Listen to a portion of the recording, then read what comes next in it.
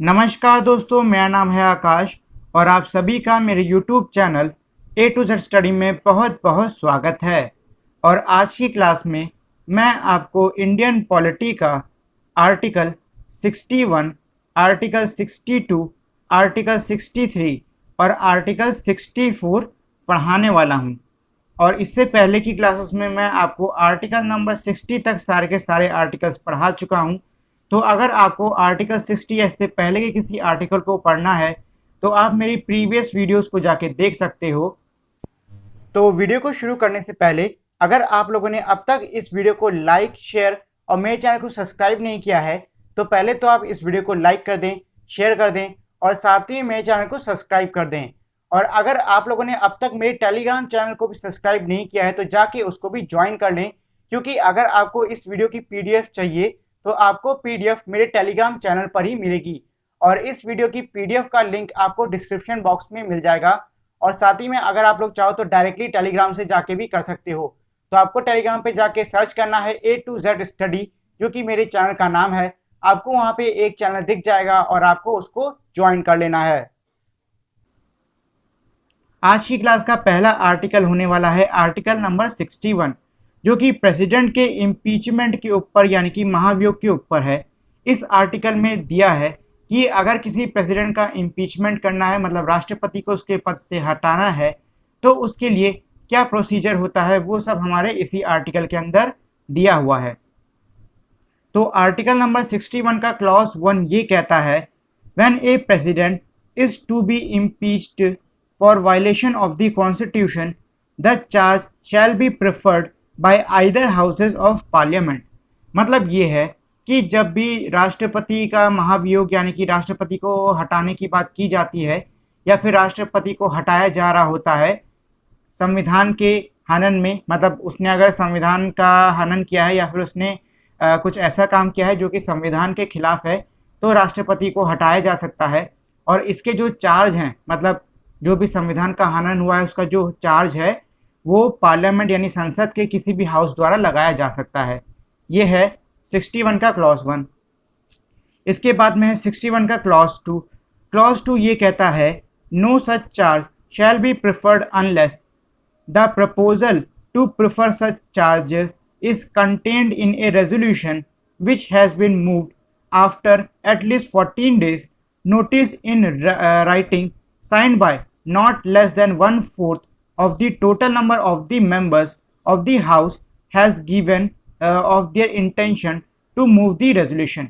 मतलब ये है कि अगर किसी भी राष्ट्रपति का इम्पीचमेंट होना है, उसका महाभियोग होना, उसको हटाना है, तो उसके लिए एक रेजोल्यूशन पास कराना होगा। और उस रेजोल्यूशन को पास कराने के लिए 14 दिन से पहले लिखित में नोटिस देना होगा। और साथ ही में जो संसद के अंदर मौजूद सदस्य हैं उनमें से कम 1/4 सदस्यों का साइन होना चाहिए उस रेजोल्यूशन के ऊपर। उसके बाद ही उसको रेजोल्यूशन के साथ में पास किया जा सकता है। Such resolution has been passed by a majority of not less than 2/3 of the total membership of the house. अब इसमें ये कह रहे हैं कि हमने 1/4 लोगों के हस्ताक्षर करा के जो रेजोल्यूशन था, मतलब इम्पीचमेंट का, वो तो हमने पास करा दिया। ठीक है, अब सॉरी पास कह रहा हूँ, रेजोल्यूशन प्रस्तावित कर दिया, मतलब दे दिया कि हाँ जो प्रेसिडेंट है उसको हटाया जाएगा। ये सिर्फ देने की विधि है। ठीक है, अब सीधी सी बात है, संसद में कोई भी रेजोल्यूशन दिया जाता है तो उसको पास भी कराना होता है। तो उसको पास कराने के लिए 2/3 जो मेजॉरिटी है उसके वोट चाहिए होते हैं। 61 का क्लॉज 3 ये कहता है, when a charge has been so preferred by either houses of parliament the other house shall investigate the charge or cause the charge to be investigated, and the president shall have the right to appear and to be represent at such investigations। मतलब ये है कि जब भी संसद के किसी भी भवन द्वारा ऐसे चार्जेस, मतलब राष्ट्रपति पे कोई चार्ज लगाया जा रहा है कि उसने संविधान का हनन किया है, तो उसकी जो इन्वेस्टिगेशन है, मतलब इस आरोप की जो छानबीन है, वो संसद का जो दूसरा हाउस है, जो दूसरा भवन है, वो इसकी इन्वेस्टिगेशन मतलब छानबीन कर सकता है। और साथ ही में जो प्रेसिडेंट है यानी कि जो राष्ट्रपति है उसके पास में भी ये अधिकार है कि वो इस जो इन्वेस्टिगेशन हो रही है उसमें खुद आ सकता है और अपना रिप्रेजेंटेशन भी कर सकता है। 61 का क्लॉज 4 ये कहता है, if as a result of the investigation a resolution is passed by the majority of not less than 2/3 of the total membership of the house of which the charge was investigated or the cause to be investigated, declaring that the charge preferred against president has been sustained, such resolution shall have the effect of removing the president from his office as from the date on which the resolution is passed। मतलब यह है कि अगर छानबीन की जाती है resolution के पास होने के बाद में, जो कि 2/3 मेजोरिटी से होकर आया है, और इस छानबीन में अगर वाकई में ऐसा पाया जाता है कि जो प्रेसिडेंट है उसने वाकई में जो कॉन्स्टिट्यूशन है उसका वायलेशन किया है, तो जो प्रेसिडेंट है उसको उसके ऑफिस से हटा दिया जाएगा और उसको उसी दिन से अपने ऑफिस से हटा दिया जाएगा जिस दिन से इसका जो कंप्लेन है या फिर कह सकते हो जो रेजोल्यूशन है वो पास कराया गया है। इसके बाद में है आर्टिकल 62। अब इसमें ये कह रहा है कि अगर मान लो हमने प्रेसिडेंट हटा दिया, अब प्रेसिडेंट के हटाने के बाद में क्या होगा, तो वो दिया हुआ है आर्टिकल 62 के अंदर, an election to fill a vacancy caused by the expiration of the term of the office of president shall be completed before the expiration of the term। मतलब ये है कि जो चुनाव होने हैं प्रेसिडेंट की वैकेंसी यानी कि प्रेसिडेंट की जो जगह है उसके लिए जो चुनाव होने हैं वो इससे पहले वाले मतलब पूर्व प्रेसिडेंट के जो टर्म है, जो उनका काम का पूरा एक टाइम लिमिट है, उसके खत्म होने से पहले पहले हो जाने चाहिए।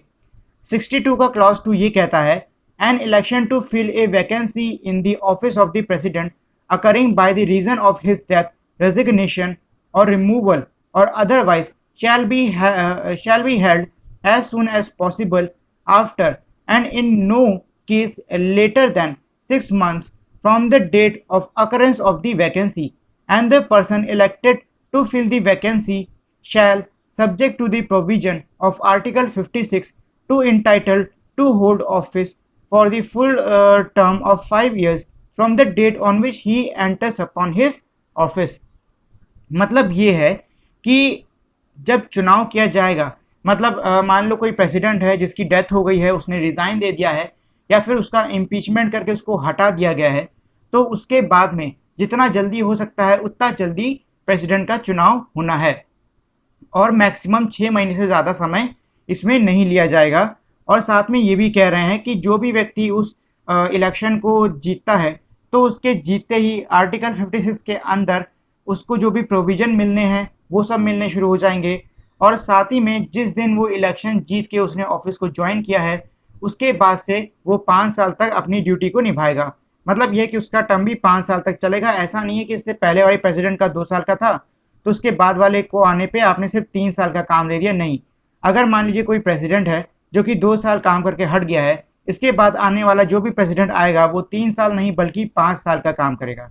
मतलब ये है कोई भी नया प्रेसिडेंट आएगा तो वो अपने 5 इयर्स का टर्म कंप्लीट करेगा ही करेगा। इसके बाद में है आर्टिकल 63। आर्टिकल 63 कहता है there shall be vice president of India. मतलब कि इस आर्टिकल के अंदर हमारे जो उप प्रधानमंत्री हैं, सॉरी उपराष्ट्रपति हैं, उनकी बात कही गई है। उप प्रधानमंत्री नहीं, उपराष्ट्रपति हैं, उनकी बात कही गई है। और ये कहा गया है कि भारत देश का एक उप राष्ट्रपति भी होगा। इसके बाद में है आर्टिकल 64 जो कि कहता है the vice president shall be ex officio chairman of the council of the states and shall not hold any other office of profit।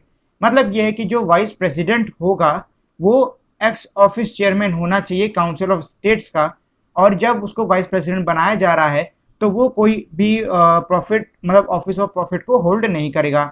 यही सेम चीज प्रेसिडेंट के लिए भी कही गई थी।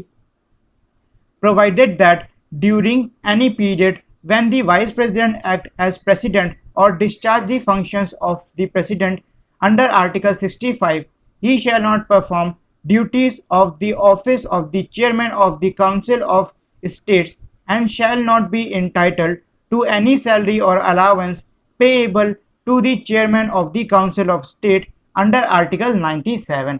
मतलब ये है कि अगर कभी ऐसा वक्त आता है या फिर ऐसा टाइम आता है जब जो वाइस प्रेसिडेंट है वो प्रेसिडेंट की जगह पे काम करेगा और जो उन प्रेसिडेंट के फंक्शंस हैं उनका डिस्चार्ज करेगा, मतलब उन पे फैसले सुनाएगा, जो कि आर्टिकल 65 के अंडर आता है।